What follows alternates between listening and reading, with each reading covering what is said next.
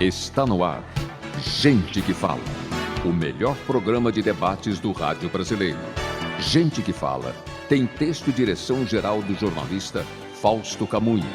Gente que Fala reúne de segunda a sexta-feira formadores de opinião para discutir as principais notícias do dia. Gente que Fala tem o selo de qualidade APCOM. Olá, boa tarde. O programa Gente que Fala está começando ao vivo pela UTV, a TV da internet e também pelas redes sociais, imagens do Instagram, do Facebook, do nosso canal no YouTube. Tudo à sua disposição para acompanhar essa nossa jornada de hoje. Até a 13h, curta, comente, compartilhe a transmissão do programa Gente que Fala. Participe também pelo WhatsApp, fazendo perguntas aos nossos entrevistados. O número é o 973350038. Mais uma vez, 973350038. Eu sou Mauro Friesman, meio-dia em ponto. Hoje é quarta-feira, você sabe, o nosso espaço aqui tradicionalmente reservado para os assuntos da saúde, do bem-estar e do comportamento. Então vamos escalar aqui o nosso time de especialistas para análise, para o debate de todos os assuntos aqui, todos os temas propostos. Dr. André Zamarian Weinet, médico nutrólogo, preceptor de residência médica em nutrologia do IGESP, diretor da equipe HealthMe. Tudo bem, doutor André? Seja bem-vindo, mais uma vez aqui colaborando com a gente no programa Gente que Fala. Boa tarde, obrigado pelo convite mais uma vez, Mauro, agradeço a oportunidade de novo, boa tarde aos colegas e vamos para um bate-papo bem gostoso nessa próxima hora, com certeza. Vamos sim, também aqui com a gente, compondo aqui o nosso time de especialistas, doutora Rika Buchler, médica cardiologista, ela é responsável pela cardiologia do laboratório Salomão Zopp Diagnósticos. Doutora Rika, bem-vinda, tudo bem? Tudo bem, muito obrigada pela oportunidade, vai ser um prazer compartilhar esse espaço com vocês. Obrigado por aceitar o nosso convite, pela gentileza. Doutora Raquel Menezes, médica nutróloga, endocrinologista, especialista em medicina esportiva, mais uma vez com a gente. Doutora, tudo bem? Tudo bem, mais uma vez, estou feliz aqui em participar e de um debate, né, com a bancada aí, só pessoas férias. E o Gustavo Negrini, ele é empreendedor, fotógrafo e profissional de marketing, CEO na E4 Agência e diretor do Meeting Brasileiro de Nutrição Esportiva. Gustavo, boa tarde, como está? Boa tarde, Mauro. Agradecer o convite aqui, é um prazer falar com vocês. Obrigado pela gentileza com a gente e vamos aqui ao nosso primeiro assunto desta quarta-feira. Olha, gente, uma sensação de sufocamento, angústia, insônia, ansiedade, medo e sentimentos de desesperança acompanharam diversas pessoas nas semanas que antecederam o primeiro turno das eleições. E olha, para muita gente, isso tudo piorou após ele. A polarização tem agravado esses sintomas e propagado um mal-estar generalizado entre as pessoas. No passado recente, havia uma separação entre o que era tratado como relações pessoais e como política. Isso parece ter acabado para parte da população.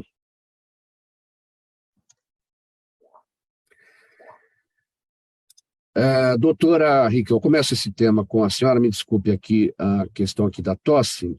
Então, vamos tratar dessa questão da seguinte maneira. A política que move paixões, mexe com as emoções, enfim. Então, antigamente as pessoas separavam as relações pessoais daquilo que era política e hoje as coisas estão bem embaralhadas, aí tão bem misturadas. Dependendo da situação, eleição faz mal para a saúde? Eu comparo essas sensações, não digo nem eleição, às Copas do Mundo. Existiam uns trabalhos que foram feitos desde a Copa do Mundo da Alemanha que mostram que as emoções intensas por desejo que uma parte vença a outra, elas levam a um sintoma de ansiedade muito grande, a transtornos emocionais e pressão arterial, que podem ter impacto, sim, deletério em cardiopatas hipertensos. Mas seria equivalente, mais ou menos, a quando existe uma separação conjugal ou um forte estresse familiar, e isso foi pontuado nessa Copa da Alemanha, quer dizer, a pessoa que torce para o seu país, ela tem um nível de emoção muito maior do que aquela que torce para um time só. Tanto que as admissões em pronto-socorro foram maiores, e agora nós estamos saindo de uma fase muito grande de estresse, que foi a fase da pandemia pelo coronavírus. Então, nessa época, eu acho que todos ouviram falar do coração partido, daquela doença de Takotsubo, que nos pacientes de COVID atingiu mais, era uma doença de exceção, sim, e que é levada pelo estresse, ela produz um quadro semelhante ao infarto do miocárdio, mas que não é. Ele tem que ser reconhecido para ser tratado, depois deixa sem consequências. O que ocorre agora com as eleições, eu acho que é tudo semelhante a isso, quer dizer, é levar as emoções ao nível pessoal, quer dizer, tem pessoas que lidam bem com isso, pessoas que não, que têm doença cardíaca de base, ou que têm doença digestiva, ou que têm hipertensão arterial. E nessa fase, isso pode levar a complicações. A ansiedade é um sintoma normal quando a gente vai para uma situação não conhecida ou para uma situação desafiadora, mas ela pode ter consequências em quem tem uma cardiopatia de base. E a senhora notou alguma situação diferente aí nos seus atendimentos, no seu consultório, nos últimos dias, e que pudesse fazer algum tipo de relação com essas emoções que estão aí à flor da pele por conta da polarização das eleições? Onde eu estou agora, em Salomão Zop, na Marca Alta, que pertence à Rede DASA, que é a maior rede de saúde da América do Sul, não, porque eu executo exames de ergometria e exames de medicina nuclear, de cardiologia nuclear, que é onde estou, a rotina que eu terminei agora. No meu outro trabalho, na direção das provas funcionais do Dante Pazzanese, nós atendemos pacientes. Somos um staff de 8 médicos, mas nós, desde que se iniciaram as campanhas eleitorais, nós tomamos por premissa não comentar isso em trabalho, porque isso seria não aconselhável para o nosso relacionamento interpessoal e também no atendimento ao nosso paciente. Então, no atendimento, não. No consultório, eu faço 2 vezes por semana, eu não pergunto. Então, o paciente também não comenta. Então, eu acho que são situações que existem, cada um toma a sua posição, mas de uma forma calma, né? De uma forma adequada. Na minha vida profissional, isso não afetou. Doutor André, a partir da sua especialidade, como é que você observa esse tema que se relaciona aí com angústia, com insônia, com ansiedade por conta das eleições? Muita gente entrando em atrito por conta disso, familiares, né, coisas que não têm necessidade de acontecer, né? A Rica falou muito bem, né? Ela comparou isso com a Copa do Mundo ou com um jogo de futebol, né? O que eu falo hoje é que hoje é mais fácil você discutir futebol do que discutir política, né? Antigamente a gente ficava com medo de falar um pouco de futebol, sair com camisa de time na rua, sempre teve esses problemas. Hoje é mais complicado você sair com uma camisa politizada, né, do que com uma camisa de time, porque eu acho que, na verdade, a população hoje está vivendo um momento de polarização em todos os assuntos, em todos os aspectos, né, e isso é muito ruim, porque isso nos torna mais sensíveis a pequenas alterações, a comportamentos, né, uma diminuição até um pouco da falta de respeito pela opinião do outro, né? A gente pode ter opiniões divergentes sobre vários assuntos, mas acho que o respeito é importante de uma maneira geral. E dentro até do aspecto da nutrologia, isso interfere também no dia a dia, né? Porque a gente sabe que esses aspectos ansiosos, esses aspectos de insônia, isso vai gerar um potencial, né, metabólico, inflamatório, isso vai piorar a qualidade alimentar, piorando a qualidade do sono, isso vai piorar a qualidade de vida desses pacientes. Então, é claro que em momentos da vida a gente precisa de estresse, né? Quando a gente fala até de liberação hormonal, de cortisol, etc., o estresse ele é importante, né? O equilíbrio é importante. Ninguém vive também só à base de antioxidante e passa 100%. A gente precisa ter o estresse para o nosso corpo, justamente o nosso metabolismo poder equilibrar. É que o excesso de estresse, e a gente vivendo nesse momento que o estresse diário, o estresse é constante, né? Isso pode gerar também, na parte nutricional, uma piora da qualidade de absorção de nutrientes, uma piora da qualidade de metabolização desses nutrientes, uma piora da qualidade de vida dos pacientes, da população em geral. Então, eu não sei agora te falar qual o impacto que isso vai ter, né? Tem um impacto a curto prazo, mas isso pode gerar também impacto a médio e longo prazo, né? Então, essas alterações comportamentais relacionadas à alimentação, relacionadas à qualidade de vida, quando a gente fala de estresse, quando a gente fala de excesso de estresse, ela pode gerar impactos nutricionais, impactos cardíacos, impactos no estilo de vida, na qualidade de vida da pessoa, né? Não só agora, mas também para os próximos meses, também para os próximos anos. A gente não sabe mensurar o quanto isso pode gerar, mas que com certeza vai ter alguma alteração, que vai ter algum resquício, com certeza vai ter. Doutora Raquel, que também é médica nutróloga, exemplo do doutor André, o seu entendimento a partir a respeito dessa questão, esse quadro de sufocamento, de angústia, de insônia, especialmente, talvez até entre aqueles que disputaram as eleições, né, porque estão diretamente ligados a todo o problema, né, toda a questão.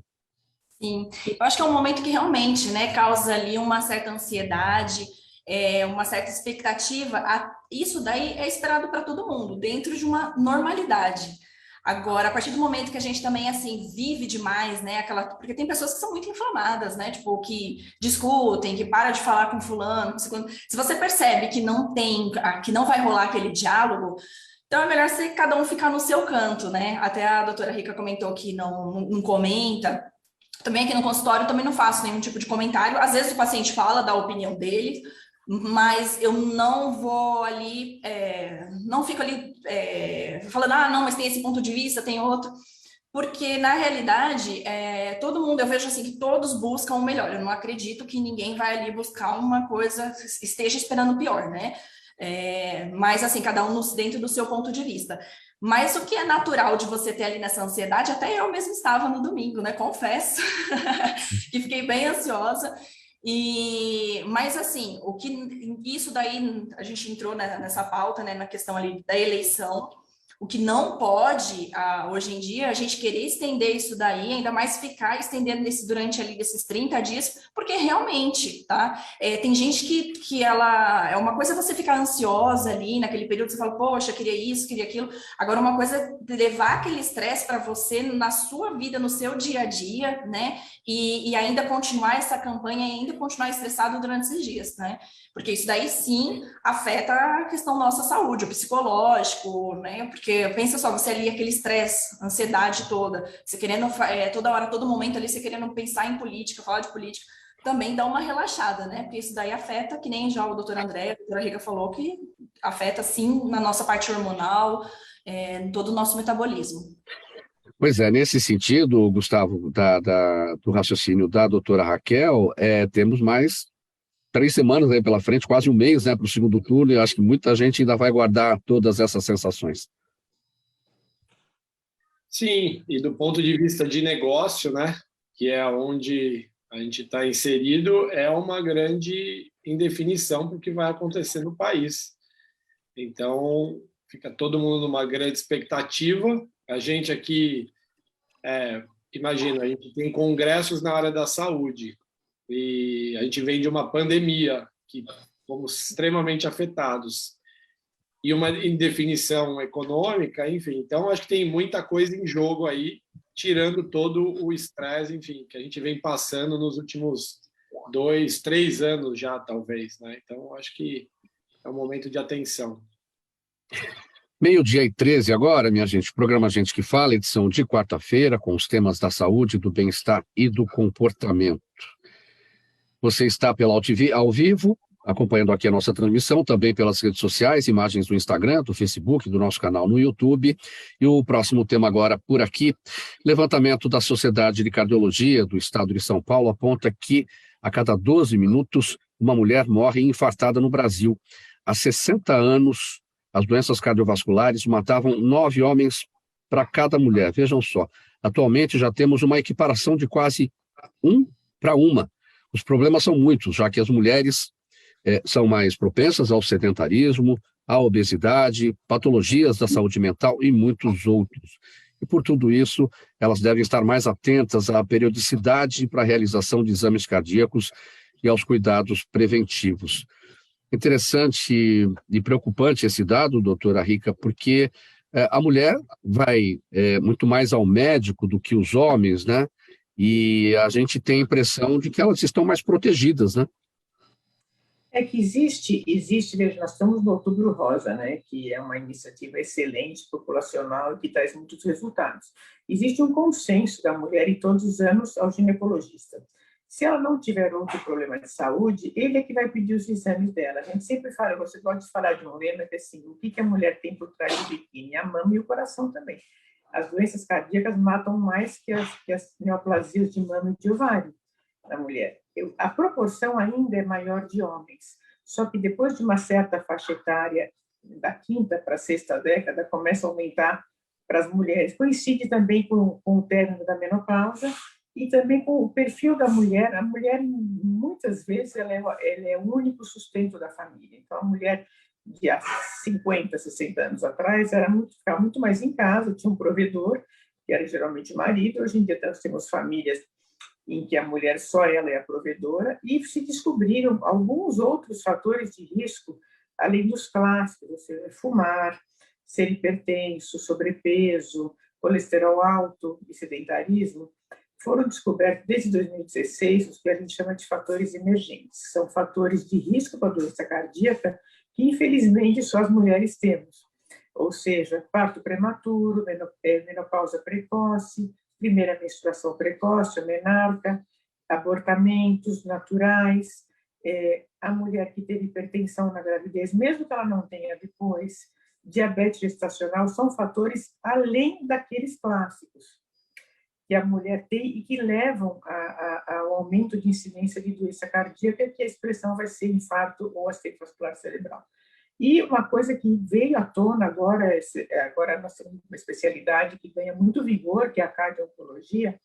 A mulher que fez radioterapia para mama, ela tem uma incidência maior de eventos cardíacos por obstrução coronária em até 20 anos depois. Quer dizer, ou seja, esse é um motivo, eu acredito muito na cardiologia preventiva atualmente. Então, e que uma união de especialidades, ou seja, o ginecologista, ele pede os exames, os próprios convênios, eles autorizam aquele check-up ginecológico, que é o Papa Nicolau, mamografia, ultrassom ginecológico, mas às vezes eles dificultam uma prova de esforço, um ecocardiograma.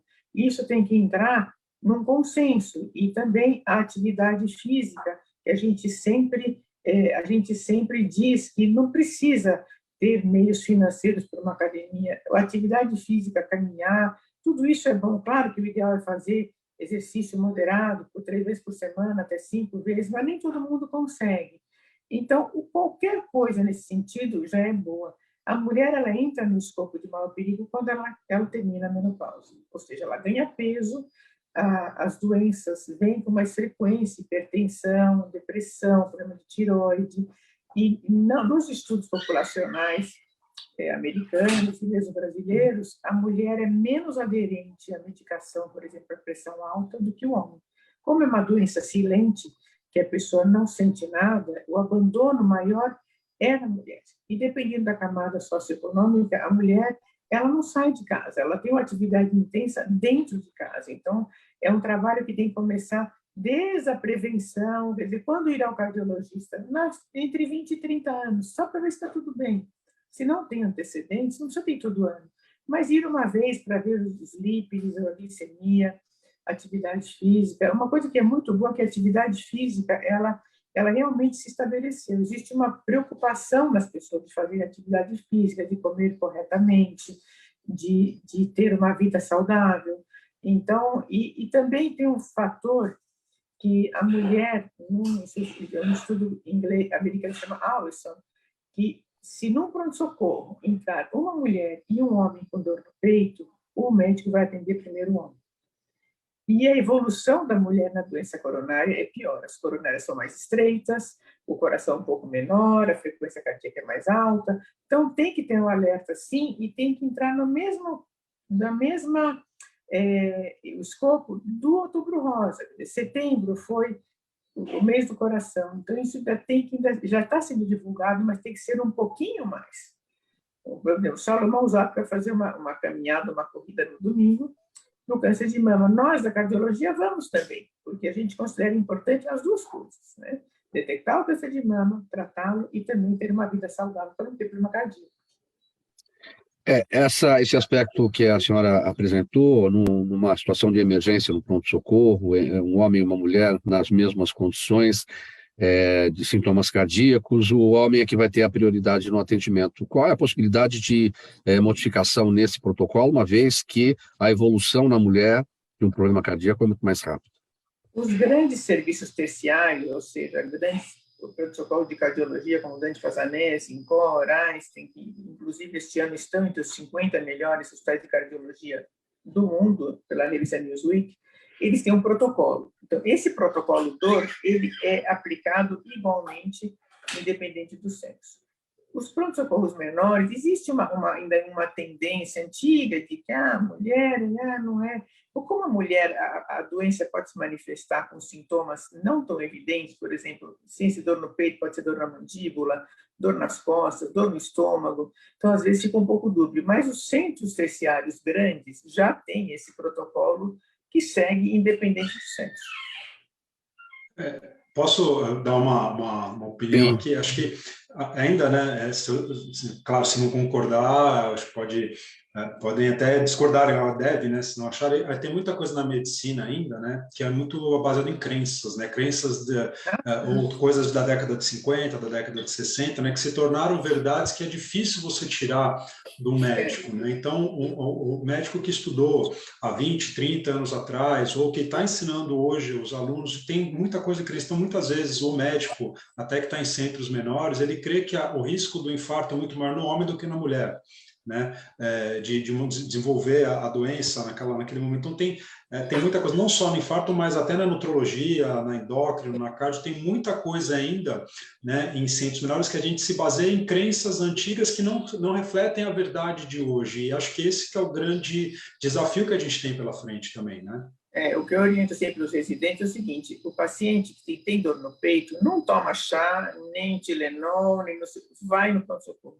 É muito melhor ir ao pronto-socorro e voltar feliz porque não era nada de agudo do que o contrário, né? Sim. Por isso que a gente teve tanto aumento de eventos e até de óbitos cardiovasculares no começo da pandemia, porque era muito difícil convencer um paciente a ir ao pronto-socorro.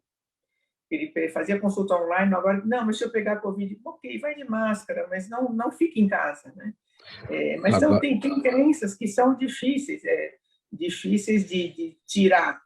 E isso, o ensino aos médicos jovens, aos residentes, nos atualizam, porque a gente vai vendo das coisas com um outro enfoque, né? Com outra perspicácia de individualizar o paciente, que antigamente era tudo mais generalizado. Hoje em dia a gente tem a medicina de precisão, né? Que focar no diagnóstico, no tratamento correto para aquele paciente, para que ele tenha qualidade de vida, porque qualidade de vida também é saúde, né? Antigamente, não tem nada, então pronto. Não tem nada tratado, mas tem que ter uma qualidade de vida. No dia a dia aí do seu atendimento, doutora Rica, as mulheres se surpreendem na hora de um exame, quando recebem a informação de vocês ali, alguma coisa não foi bem, não conseguiu concluir o teste ergométrico, por exemplo, ali no exame de imagem, alguma anomalia apareceu, há uma surpresa muito grande em relação a isso? Não. A gente, como eu digo, eu lido com duas populações, né? População privada, aqui no Alta, no Salomão Zop, e que já vem o paciente diabético, já vem para uma prova de imagem, e lido também no Dante Fazanese, que são pessoas carentes. Nós temos um trabalho lá de por que a mulher, como é que ela entra no Dante Fazanese? Ela entra na emergência, ela entra porque ela vem fazer check-up. A gente chegou à conclusão que metade entra pela emergência e metade vem dos postos de saúde. Então, também é uma preocupação em ter saúde. Então, não surpreende tanto. Não surpreende. O que surpreende tanto homem e mulher é que, às vezes, um exame diagnóstico que ele veio fazer só para descartar gera uma internação. Então, isso que impacta, né?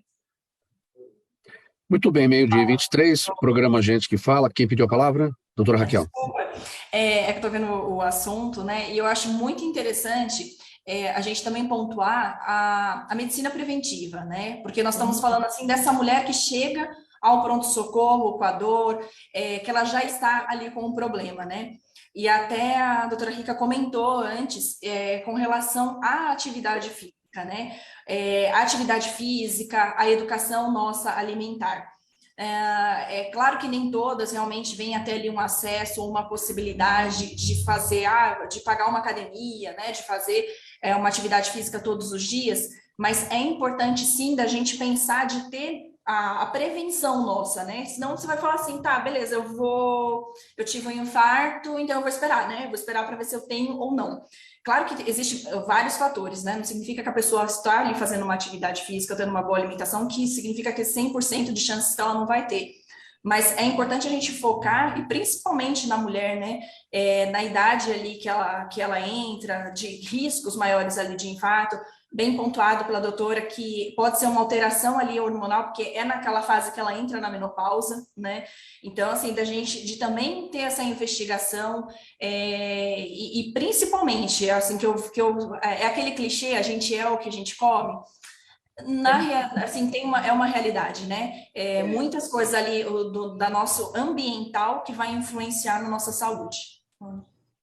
Com certeza. Eu acho que aqui a pluralidade de especialidades em conjunto faz muito bem na medicina preventiva. Antigamente, eu ia ou no cardiologista ou no clínico, eu ia por setor do organismo. Hoje em dia, a cardiologia caminha muito com a pneumo, com a nutrologia, com a cardiologia do esporte, todos por um bem comum, que é a qualidade de vida do nosso paciente. 12h25 agora, programa Gente que Fala, edição de quarta-feira, com os assuntos da saúde, do bem-estar e do comportamento. A gente vai passar para o próximo tema, que é o seguinte: o Brasil é considerado o país mais ansioso do mundo pela OMS, com quase 10% da população convivendo com o transtorno. A forma como cada pessoa lida com a ansiedade pode variar. Isso inclui alterações no apetite, mas aí vem as perguntas. Por que tem gente que perde completamente a fome e outros que passam a comer mais quando estão ansiosos? Por que tendem a comer mais carboidratos e como podemos evitar ou tratar esse tipo de comportamento alimentar? Doutor André, vamos para a primeira. Por que tem gente que come mais e tem gente que perde completamente a fome num momento de ansiedade? Bom, na verdade, isso vai, né, praticamente fechar um assunto que a gente tem falado desde a primeira questão, né, da eleição, da política, do infarto, de tudo isso, porque realmente nós estamos muito ansiosos, né? E a gente, né, falando da parte clínica, vamos sair só um pouco da parte só psicológica do estresse, e esse estresse ele gera, sim, alterações no nosso metabolismo, no nosso organismo, né? E aí, entrando também na parte já cerebral da coisa, na parte dentro dos neurônios, das sinapses, nós estamos falando de neurotransmissores, nós estamos falando de serotonina, de dopamina, de noradrenalina, de uma série de substâncias que estão no nosso cérebro que comandam uma série de sintomas, né? Que controlam nossas emoções relacionadas a humor, a capacidade de concentração. Então, muitas dessas funções são organizadas, elas são lideradas por esses neurotransmissores. Então, geralmente, quando nós estamos em momento de maior estresse e ansiedade, até por isso que muitas das medicações ansiolíticas e as medicações antidepressivas, elas têm ação nessa região do cérebro para tentar reequilibrar, restabelecer o equilíbrio entre esses neurotransmissores, né? Quando a gente está num momento de estresse e ansiedade, seja um momento pontual por causa de uma eleição, seja no momento de estresse por conta financeira, em casa, ou seja, até mulher também, né, momentos de alteração do próprio ciclo menstrual tem alterações nessa relação de neurotransmissores, a gente tende muitas vezes a descontar na comida, entre aspas, porque existe uma relação também entre o comer e a relação desses neurotransmissores. Lembrando, por exemplo, vamos falar, né, a gente pode passar um tempão só para tentar resumir, falar de dois dos mais importantes que estão relacionados, a serotonina e a dopamina, né? A dopamina é um neurotransmissor que ele está muito relacionado também às emoções, até a parte de libido, da parte sexual, de recompensa, né? E a gente sabe, os estudos mostram também que uma deficiência de dopamina no nosso cérebro está relacionado também ao comer emocional. Então, quando você tem essa parte ansiosa e você quer repor você precisa compensar essa parte da recompensa, muitas vezes você vai aumenta-se a vontade de comer, aumenta-se a fome. Tem relação também com a comida, bem como a serotonina. A serotonina também ela tem um fator de regulação de humor, né? Por isso que mulheres, muitas vezes na TPM, com uma queda importante de serotonina, uma queda importante de dopamina, tem uma diminuição de libido, tem uma piora do humor, por isso que a mulher fica geralmente mal-humorada nesses períodos. Então, não é só uma frescura, mas existe uma relação, sim, clínica com isso. E aí tem-se, lembrando, né, que além disso tudo, né, já falamos da inflamação, aumento do potencial inflamatório que esse estresse leva. A gente sabe que 90% da serotonina ela tem produção e ela tem armazenamento também no intestino, então a importância da alimentação, a importância de um equilíbrio disso, do estresse e da alimentação é importante, do exercício, etc. Mas existe também uma regulação, que existem fatores que regulam essa transição do nosso cérebro, que seria a insulina e a gordura. Então, geralmente, quando tem essas deficiências, a gente vai procurar sempre, eu digo para os pacientes ansiosos que acabam comendo mais, que ele não vai comer brócolis, ele não vai comer alface, ele vai comer o quê? Alimentos cheios de carboidratos e alimentos gordurosos, né? Seja doce, seja salgado, seja pizza, seja um pudim, seja um croissant, não importa.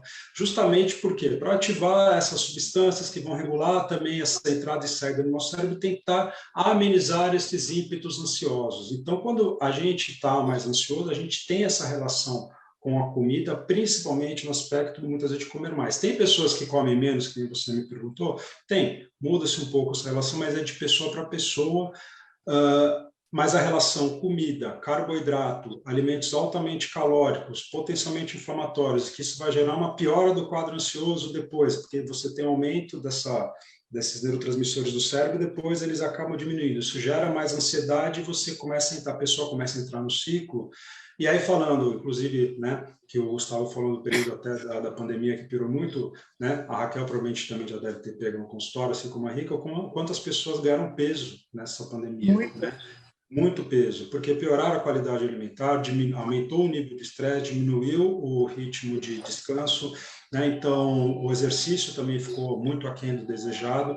Então, todos esses fatores associados e aliados ao aumento da quantidade de consumo de álcool também, né? Aumentou muito a quantidade de consumo de álcool e de alimentos de baixo valor calórico e alta densidade, baixo valor nutricional e alta densidade calórica. Somado tudo isso, aumento de obesidade, aumento de todos esses riscos. E a população cada vez mais estressada e não consegue sair desse bololô que a gente acabou entrando. Doutora Raquel, você, além de médica nutróloga, é endocrinologista também. Como é que a endocrinologista olha todo esse aspecto que o doutor André destacou? Sim. O que eu vejo aqui na parte do consultório, né, até eu ia pedir para complementar o que o André está falando, muito estresse, questão do trabalho, né? Eu tenho atendido, e engraçado, né? Antes, a população, os homens eram, acredito que pelo fato de ser ali o cabeça da casa, né? Então tinha ali o estresse do trabalho e tal. Hoje, a minha maior população, assim, estressada, né, por conta do trabalho é a mulher. Eu tenho pego, assim, bastante pacientes, mulheres, que estão muito estressadas, porque não estou nem falando dos outros afazeres, né, porque por mais que ela esteja trabalhando, tem a casa, que tem filho, que tem não sei o quê, mas nem entrando nesse quesito. O que elas estão queixando mesmo é estresse no trabalho. E são pacientes ali que estão buscando, elas já vêm e choram mesmo, né? Não é, você vê ali como que o André comentou, não é uma frescura, porque elas estão aqui comentando do estresse do trabalho, elas começam a chorar, né? E numa consulta normal, imagina como que é o estresse dela no dia a dia, porque ela chega aqui e desaba, né? E isso daí acaba influenciando demais na questão ali do sono, isso que elas relatam para mim. Então, acaba prejudicando a parte do sono, elas não dormem direito, e isso daí acaba virando ali uma bola de neve, né? Porque você não dorme, você acaba alterando ali a parte sua hormonal, grelina, leptina, que são os nossos hormônios da fome, da saciedade, o cortisol, o hormônio ali do estresse, a paciente ela não dorme. E por que, de novo, e aí assim, fala assim, nossa, Raquel, você só fala isso. Todas as pacientes que vêm aqui, independente do objetivo, eu sempre falo, primeira coisa, alimentação e atividade física, porque isso daí vai influenciar demais. A parte da atividade física vai liberar também esse estresse, né? Então, quando eu vejo um paciente que chega aqui muito estressado, eu sempre oriento elas também a falar assim, olha, tanto homem quanto mulher, né? Procure ali uma atividade física, porque isso daí auxilia pra gente. E, de novo, eu vou dar um exemplo meu. Questão assim, eu estava passando ali por um problema e eu estava usando a atividade física para me desestressar, né? Eu falei assim, por um lado foi até bom, porque eu estava pegando mais peso, né? Acho que estava com raiva, então auxiliou. Eu falei, bacana que tem um lado positivo nisso. Mas eu sempre oriento, assim, as pacientes, e eu vejo essa alteração, e aí acaba a questão. Se você tem alteração do hormônio, da fome, da saciedade, além desse hormônio que a gente estava, o doutor André comentou, do 5-HTP, além da serotonina, né, que ela também vem a causar ali, a querer buscar comer mais, tem os hormônios também que dá essa alteração, e que aí o que a pessoa faz? Acaba comendo, aumento de peso, e por consequência traz outros problemas de saúde também. Gustavo, no seu dia a dia, quando as coisas pegam, quando o bicho tá mordendo aí, você perde mais a fome ou ataca a geladeira? A fome é emocional. Eu queria comentar um ponto que eu acho de extrema importância. O Conselho Federal de Nutrição, ele reconheceu como especialização, no ano passado, 34 novas especializações, entre elas a nutrição comportamental. Porque a questão do alimento e do comportamento, ele é intimamente ligado, que é o que vocês estão colocando aqui. E o desafio hoje do nutricionista é muito alterar um comportamento, né? Porque o alimento é aquilo, você está estressado, a probabilidade de a gente descontar na comida é muito grande. E ela tem outras ligações, né? O comer afetivo, o comer emocional. Então, ele tem raízes aí mais profundas. Então, acho que um ponto importante para a gente, que eu gostaria de colocar aqui, é o reconhecimento da nutrição comportamental como especialidade, assim como a nutrição em cardiologia foi reconhecido ano passado, a nutrição em endocrinologia foi também reconhecido, que não só uma equipe multidisciplinar, mas transdisciplinar vai começar a atuar, no sentido que todo mundo vai atuar e vai se falar junto, que aí eu acho que é onde o paciente vai ganhar nos próximos anos. Mas respondendo a sua pergunta, o comer é extremamente emocional. Para mim, que num estresse, que tenho que gerir negócios, né? Então eu acabo tendo que controlar, embora eu seja especializado em nutrição aqui, junto com todo o meu time, a gente tem mais de 12 nutricionistas no time, e às vezes eu brinco que eu sei da teoria, mas a prática é outra, né? Quando você está ali sob estresse, enfim, sob uma forte pressão, enfim. Então, eu acho que é muito mais comportamental do que outra coisa. Então, eu acho que esse é o nosso grande desafio. Faltando 24 minutos para 13h agora, programa Gente que Fala ao vivo pela AltV, a TV da internet e também pelas redes sociais, Instagram, Facebook, nosso canal no YouTube. Uma parada aqui breve, mensagem do nosso apoiador. A gente volta em seguida com a sequência dos temas. Até já.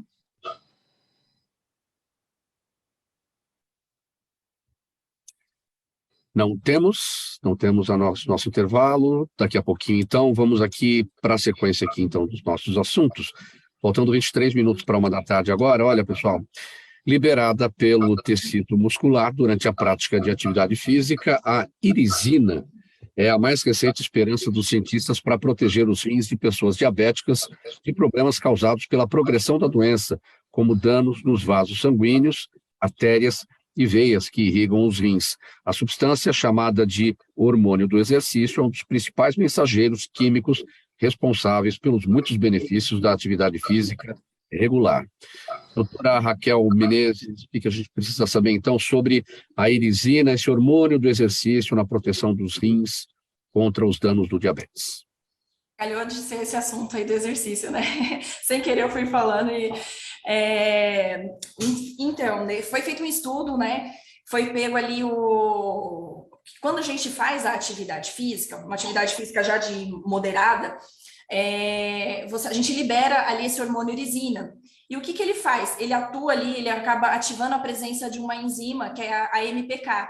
E o que essa enzima ela acaba fazendo? Uma proteção da parte renal, né? E foi feito esse estudo, então está sendo ali para aprovação, né? Ainda está sendo um estudo ainda, para realizar, até mesmo para ser um protetor para pacientes diabéticos, né? Para ser proteção ali renal. E aí, como que foi feito esse estudo? Pegou ali os ratinhos, pegou um ratinho diabético, sedentário, e pegou um ratinho ali que ele faz a atividade física. Desse daí que ele faz a atividade física, viu que ele liberava mais irisina. E o que passou ali durante 8 semanas, o que eles fizeram? Eles bloquearam essa irisina, né? E viu o quê? Que esses ratinhos tiveram piora da função renal quando foi bloqueada a irisina. Então, por isso que está sendo ali investigado desse hormônio de ser uma proteção desse fator renal. Foi feito também células, foi pego ali em laboratório, né, células de pacientes diabéticos para auxílio, para ver se tem esse benefício. E assim, então, com esperança, né, de vir a ser uma boa opção aí agora para os pacientes diabéticos também. E aí a gente, poxa, Raquel, mas isso daí ainda não está, não foi ainda, não chegou a nenhuma conclusão, então eu sou um paciente diabético, então eu vou ficar esperando, né? Vou continuar aqui minha vida. Sim, vai continuar a vida, mas volto a falar, a parte da nutrição junto ali da atividade física. Poxa, se não saiu nenhuma conclusão ainda, assim, né? Nenhum falou realmente, olha, você fazer ali atividade física, ele vai proteger ali a parte sua renal, né? Artérias, vasos. Mas a gente sabe que a atividade física tem vários outros benefícios, né? Se você é um paciente ali diabético, tá ali acima do peso, só pelo fato de você ter a redução ali da gordura, isso daí a doutora Rica pode falar com excelência para a parte cardiológica, né? Aqui, hoje, no meu trabalho, eu sempre atendo ali junto com o nutricionista, porque a parte alimentar, ela é fundamental. A gente nunca prega o terrorismo ali para os pacientes, terrorismo alimentar. O que seria isso? Não, olha, não pode comer isso, não pode comer aquilo. Eu acredito, sim, numa constância, num equilíbrio. Para quê? Para ter saúde. E a gente pensando tanto na saúde ali renal, tanto na saúde ali para paciente diabético, hipertenso, quanto menos inflamações nós tivermos no nosso corpo, e o que causa a inflamação no nosso corpo? Alimentos totalmente ali industrializados, né? O sedentarismo, tudo isso vem a causar essa inflamação. Então, quanto mais a gente combater isso, mais qualidade de vida, mais saudável nós vamos ser. Tá? Agora, qual é o protocolo hoje, doutora Raquel, em relação à irisina? Porque quando a gente vai ao endocrinologista para fazer essa inspeção, né, dos nossos parâmetros, diabetes, colesterol, creatinina, enfim, geralmente a gente não sai com esse pedido de medição da irisina. Qual que é o protocolo hoje? O protocolo hoje é um paciente, quando ele vem um paciente diabético, a gente pede ali os exames, né? E eu sempre falo para os pacientes fazer um acompanhamento, tanto com a parte do nefrologista, né? Quanto com o cardio, aquela medicina que a gente estava comentando assim, uma medicina integrada, né? O paciente ele tem que passar ali com o oftalmo para ver ali a parte dele também, é um paciente diabético.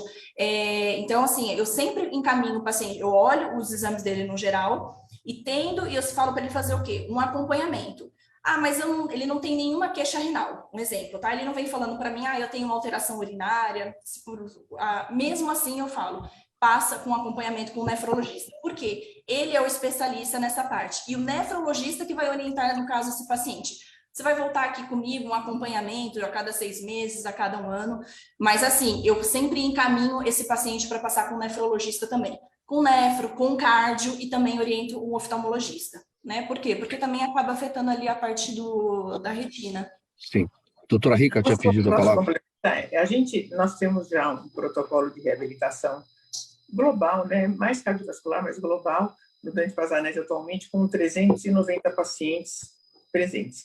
O que nós fazemos com o diabético, ao longo dos anos, nós descobrimos que o diabético tem muito benefício no exercício resistido também, na musculação, não é só o aeróbico, não é só aquele exercício cardio. O que a gente faz, todo nosso paciente diabético, ele tem uma cartilha de como é que ele tem que se alimentar. Claro que nós temos residência em nutrição cardiológica, então nós temos os nutricionistas com especialização em cardiologia em curso e os 4 titulares que já são pós-graduados que nos ajudam. E nós temos também uma rotina de glicemia capilar aleatória. Então, tem alguns horários em que é feita a glicemia capilar dos pacientes. O que nós observamos que, quando o paciente está com glicemia 250 ou mais, ele é proibido de fazer exercício. A nossa experiência mostrou, em trabalhos que a gente publicou e tudo, que o paciente que se exercita com uma glicemia acima de 250, ele tem um potencial muito maior para lesão renal. Todos esses estudos são muito promissores, estudos, como a Raquel falou, todos esses estudos são promissores. Mas o que nós temos agora é que o controle da glicemia seja o melhor possível E nós temos um grande desafio. Né? Durante a pandemia, nós estendemos esse programa de exercício a online. Então, nós passamos a dar aula por YouTube para os nossos pacientes, não para os novos. Então, a gente lidou com um sério problema também.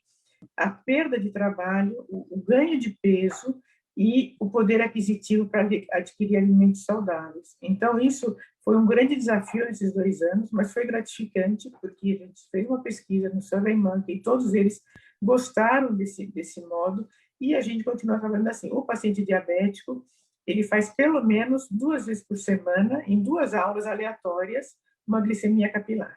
Se a gente consta 2 vezes ele está com a glicemia de 150 ou mais, ele só pode voltar conosco ao exercício depois que o médico dele avaliar e tomar conduta. Seja ele cardiologista, seja o endócrino ou seja o nefro. Muitas vezes são os 3, mas é uma forma que a gente tem de chamar a atenção. E o exercício resistido, que a gente faz por repetições, são musculações obviamente adaptadas ao tipo físico e à idade do paciente, beneficiam muito os diabéticos, muito. Beneficia bastante, porque, assim, tem pacientes que eles tomam uma dosagem da medicação e quando eles entram nesse programa, né, de diminui uma reeducação alimentar, uma atividade física, o benefício que dá, e às vezes a gente reduz até a medicação que esse paciente está tomando, porque quando a gente vai fazer o acompanhamento dele, aí você vê ele já está tudo ali, os parâmetros dele baixaram, a gente fala assim, não tem por que ele continuar tomando essa medicação, né, nessa dosagem, e tem melhoras, né, melhoras significativas, tanto o paciente ele, do bem-estar dele, quanto dos exames. Eu concordo com você plenamente, Raquel, que as mudanças drásticas são difíceis. Para tudo, para de comer isso, para de comer aquilo, não dá resultados. E além disso, né, só para me permitir complementar, geralmente que a Rica falou, que geralmente esses pacientes que estão com uma diabetes compensada, né, provavelmente ou não têm uma alimentação adequada, e geralmente são pacientes que eles estão provavelmente um potencial de desidratação muito grande, né? Que isso vai piorar muito a parte renal, porque o próprio exercício já desidrata e um paciente com uma glicemia alterada já vai entrar desidratado, ou seja, a sobrecarga renal desse paciente é gigante. Então, o risco que esse paciente corre com essas diabetes descompensadas, né? Fora que, eu já falei, né, independentemente se ele está fazendo corretamente, se é ajuste de insulina, se depende de uma série de outros fatores, a gente entende isso, mas é que realmente, né, a glicemia, né, acima de 250, o paciente fazer o exercício, ele já vai entrar provavelmente desidratado, e essa desidratação pode gerar, inclusive, rabdomiólise, uma série de outros problemas potencialmente graves. Não deixa eles virem, então eles têm que ir ao médico assistente. E na vida privada é o contrário. Então a gente sabe que tem muitos pacientes, muitas pessoas saudáveis que fazem exercício em jejum. Eu não tenho opinião formada, não contraindico, mas para fazer um exame monitorado tem que estar alimentado. Não, mas eu vou para a academia e em jejum não me acontece nada. Eu digo assim, mas para eu ver sua pressão arterial, para ferir sua frequência cardíaca, sua tolerância ao exercício, tem que ser nas condições que as diretrizes mandam. Eu não opino se é jejum intermitente ou se é forma de treino, não é meu papel fazer isso, mas é fazer um exame diagnóstico nas condições ideais. Então, as condições ideais, uma alimentação leve, paciente hidratado, e o que você falou é verdade, tem muito paciente diabético que vem desidratado, e nitidamente a gente vê que não pode fazer o exame. Gustavo, eu quero ouvir a sua opinião a respeito desse tema e já emendando no seguinte também, que agora no final de semana a FEComércio vai sediar o 10º Meeting Brasileiro de Nutrição Esportiva, consolidado como o maior congresso de nutrição esportiva do Brasil, apresentará o que há de mais novo na ciência nutricional, além de integrar nutricionistas, médicos e profissionais do setor. O evento contará com palestras e talk shows com os maiores especialistas da atualidade, além da Expo Sports Nutrition e a Arena Clinic Experience, um espaço para conhecer a rotina de atletas e dos profissionais que os acompanham na trajetória clínica. Então, o tema anterior e dando sequência aqui, como é que vai ser esse encontro brasileiro, o meeting, né, brasileiro de nutrição esportiva? Sim. Bom, o tema da nutrição, a gente plugar a nutrição, que é a nossa área de atuação aqui nessas diferentes atuações, é algo sempre maravilhoso, né? Então, eu acho que é um caminho sem volta agora e que a gente deve avançar muito nos próximos anos. falando do nosso congresso, ele nasceu para... Eu acho que a nutrição esportiva ela sempre teve muito associada ao bodybuilding no início, né? Se você pegar lá o início da nutrição esportiva, ela teve muito conectada. Eu sempre falo que bodybuilding a gente deve um muito obrigado para ele por ele ter provocado muita coisa na indústria também, que formou um mercado. Só que o evento ele foi idealizado para falar de performance de um lado e de atividade física do outro, de como que a nutrição esportiva se pluga. Porque, às vezes, a nutrição esportiva é muito confundida também com nutrição estética, que é um outro ponto, que é importante. A gente sempre fala que a saúde, essa estética tem que ser de dentro para fora. Mas o nosso congresso, ele provoca esses dois lados. Então, a gente tem esses dois temas, seja esse paciente que é um cara que quer correr uma maratona ou fazer um triatlon porque ele está no seu dia a dia, ou seja, porque ele é de alta performance profissional. Esse ano a gente recebe a Daniela Hipólito para falar sobre a jornada dela na nutrição, na carreira dela e a nutrição, e a gente recebe o Alisson Mamute, que é bicampeão mundial de vôlei de praia e campeão olímpico, também para ele falar como que é a atuação dele. Além dele, a gente recebe o nadador Léo de Deus, que ganhou ontem mais uma medalha de ouro lá no Paraguai, no Mundial de Natação, que vai se discutir. Fora isso, a gente ainda tem o Arena, que é o convite ao médico, ao nutricionista e ao atleta para se discutir casos clínicos. Então, você tem um caso clínico do atleta que fez uma transição para o veganismo, você tem um atleta que está gestante, então a gente tem vários casos clínicos que o evento apresenta, e também com a ideia de provocar um pouco essa multidisciplinaridade que, enfim, que a gente comentou há pouco aqui. Então, é conectar o médico, o nutricionista, o atleta e todo mundo poder debater um caso clínico. E aí, junto e paralelo, acontece a Sports Nutrition Expo, que são marcas voltadas à prescrição do profissional. Então, eu sempre brinco que tem que ser uma marca boa, tem que ser uma marca de ótima qualidade, porque não dá para uma marca ir para uma expo, para uma feira que vai ter nutricionista, que vai ter médico, que vai ter farmacêutico, se não é uma marca de alta qualidade. Claro. Então, a expo você consegue ver as melhores marcas de prescrição da atualidade. Então, Gustavo, esse evento, o Meeting Brasileiro de Nutrição Esportiva, é anual? Ele é anual, esse é uma data extremamente importante para a gente, porque é a 10ª edição. Imagina que a gente ficou 2 anos parado por conta da pandemia, e a gente estava muito ansioso por essa 10ª edição, né? Era para estar na 12ª, mas a gente comemora a 10ª, então ela tem um valor simbólico para a gente muito grande, e esse movimento de provocar a nutrição esportiva, e quando a gente fala de nutrição esportiva, não só na performance da atividade física, mas como um recurso para a saúde e focado em patologias também. Então ele tem toda essa visão. Eu fiz essa pergunta, se o encontro é anual, para fazer uma conta aqui. Então, temos a questão da pandemia, que parou tudo, então deveria ser o 12º, como você falou, ou seja, são 12 anos. O que era o foco no começo, lá no primeiro, e que o foco agora mudou demais? Eu acho que não mudou muito, porque a gente sempre teve na cabeça que a ideia do esporte em si, daquele praticante de esporte, em paralelo com a pessoa que faz atividade física, que vai para a academia para uma manutenção da saúde, e que pode ter até uma finalidade estética, mas que a gente está olhando a saúde em primeiro lugar. Eu acho que o que mudou muito mesmo foi a ideia da indústria, que a gente percebe, porque a indústria ontem, até um tempo atrás, ela era muito masculinizada na nutrição esportiva. Então, você não tinha uma atenção aos suplementos voltados para a mulher. Esse eu acho que é a grande mudança, junto com o olhar para a suplementação plant-based também, que é você olhar uma proteína de origem vegetal, cruzar ela com uma proteína de origem animal, você analisar o aminograma, entender que as duas podem ser utilizadas com a mesma finalidade, a mesma estratégia do tradicional. E a grande mudança dentro desse tema também, eu acho que é a cadeia produtiva desse próprio produto que chega lá para o consumidor e que muitas vezes eles não sabem, mas às vezes se você fizer a conta de quanto que você gasta de água para produzir 1 quilo de proteína animal, é muito maior do que você gasta para fazer 1 quilo de proteína vegetal. Então, essa discussão toda mudou muito nos últimos 10 anos, então chega ao mercado, chega ao consumidor, muito suplemento, muito nutracêutico de qualidade, mas que também com um olhar para a rastreabilidade, para a cadeia produtiva, enfim. Então, eu acho que essa é a grande mudança.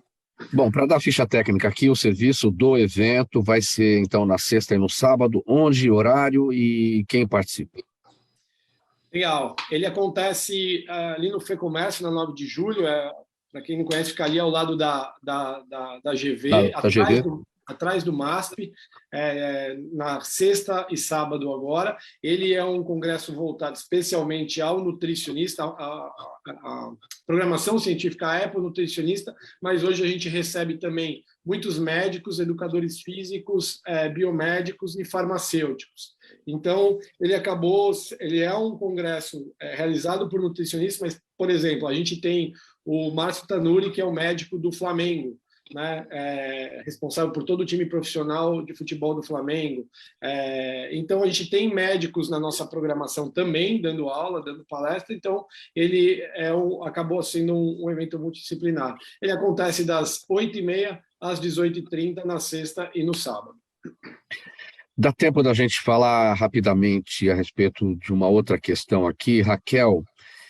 Pesquisas recentes apontam que mais da metade dos alimentos consumidos no Brasil está contaminado por agrotóxicos, quantidade que dobrou nos últimos 10 anos. E mais, olha, dos 50 agrotóxicos mais utilizados aqui, 28 são proibidos na Europa.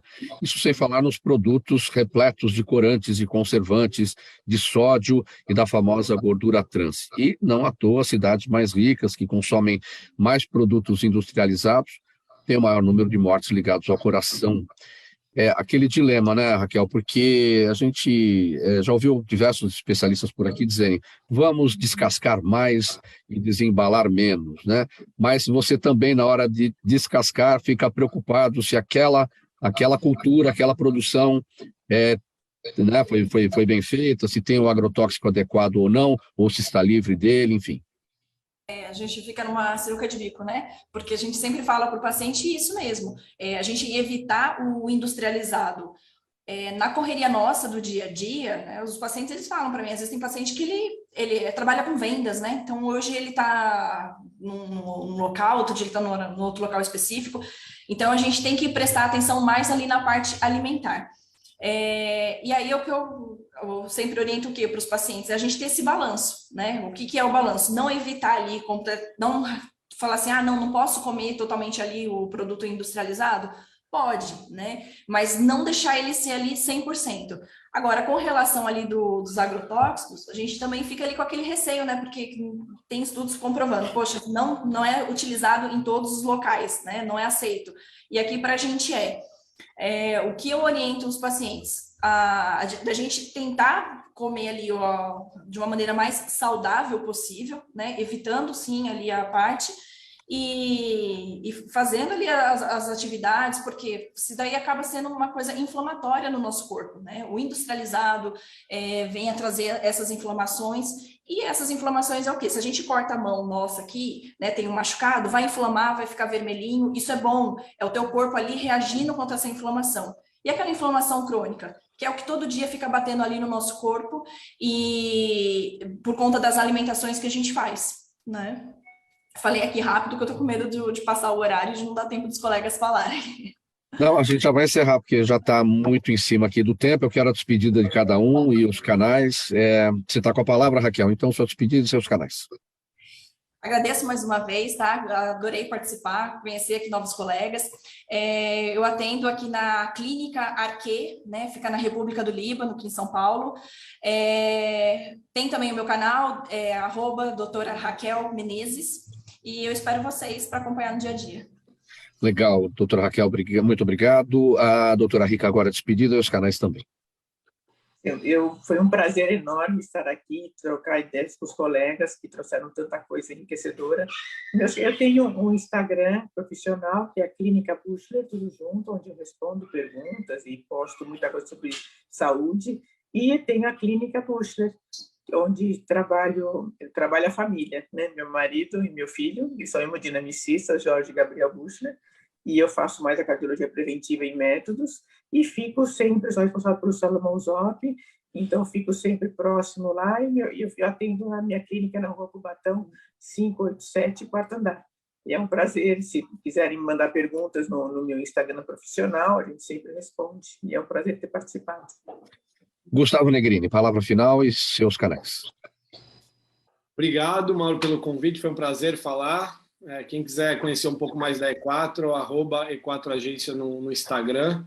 E E4 são 5 congressos, 3 em nutrição estética, saúde da mulher e beleza da mulher, nutrição clínica voltada a patologias, nutrição esportiva, e 2 de medicina, um em medicina esportiva e o outro de lifestyle medicine também, que acontecem anualmente presencial agora, graças a Deus, com a volta da normalidade, 2023 todos confirmados. Então, agradecer e deixar aqui, Mauro, essa pauta que foi finalizada sobre agrotóxico, eu acho que daria 1 hora tranquilamente de programa, não só para várias horas de agrotóxico, o próprio glifosato, que é uma maluquice, né? E o orgânico também, que eu acho que a gente precisa falar muito mais dele. Então, eu agradeço aqui o espaço para a gente.